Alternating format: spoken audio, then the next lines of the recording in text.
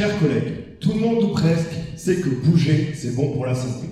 Pourtant, en France, après 50 ans, avoir peu d'argent, peu d'années d'études ou un métier plus prestigieux mène à faire moins d'activité physique.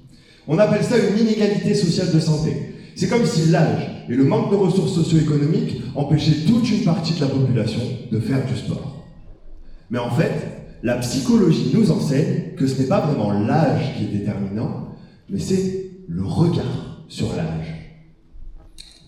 Imaginez que depuis l'enfance, vous voyez les personnes âgées comme faibles, pas sportives et paresseuses. Vous vous moquez d'elles, mais paf, un jour vous avez plus de 50 ans et d'un coup c'est bientôt vous la personne âgée. Tous ces stéréotypes retombent sur vous et votre motivation comme un énorme poids psychologique de l'âge. Et d'après l'état des connaissances, dans les catégories sociales les plus modestes, ceux qui portent le plus ce poids font aussi moins de sport. Mais on n'a pas la relation de cause à effet. Donc l'objectif de ma thèse, c'est de voir si c'est vraiment ces pensées sur l'âge qui font varier le niveau d'activité physique chez les plus démunis. Pour ça, la première étape, c'est de se projeter dans le temps.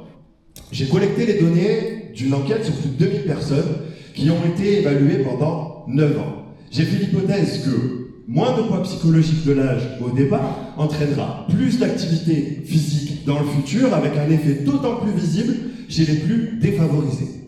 Alors regardez, je veux tester si pour escalader chaque marche jusqu'à l'activité physique régulière, les personnes qui manquent de ressources socio-économiques se retrouvent comme devant un escalator en panne.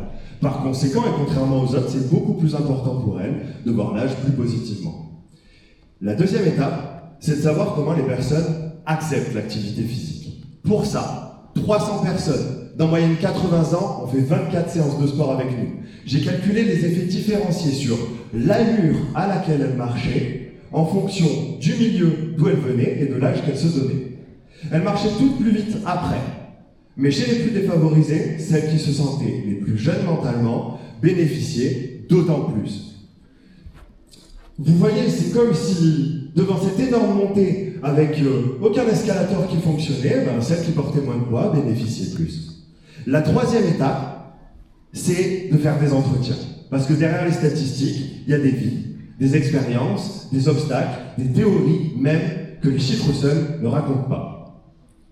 Et comprendre le point de vue des plus âgés, les plus défavorisés est essentiel pour mieux agir, et mieux agir, voilà la grande question.